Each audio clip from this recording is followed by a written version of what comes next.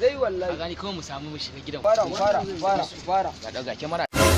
So yana dai da ake cikin ne. In shooting ne zamu ka ne personal minti 2 yawa.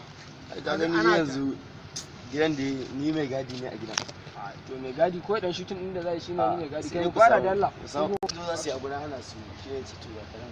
Kuwa ka ake yi. Ya ba ka ake making ne zamu. Da haka mu dole ma sai mu dole sai mun yi ayi mu gani. Bari ku gani kun manta Allah ke bada daukaka kana raina ni a haka idan dare zan zama turmi shadaka bakin cikin ka zai halaka ina so ka sani kowanne babba ya fara karami a dalibi ya zama malami a karako ya zama jarumi a masoyi ya zama enemy duba ka gagayin ka da filimi rawa suna yi sauko wanda ya hau sama bai sauko wallahi a yi mu gani sun ce mana mu yi su gani mun ce musu bari ku gani lalle za ku gani jini bari ku gani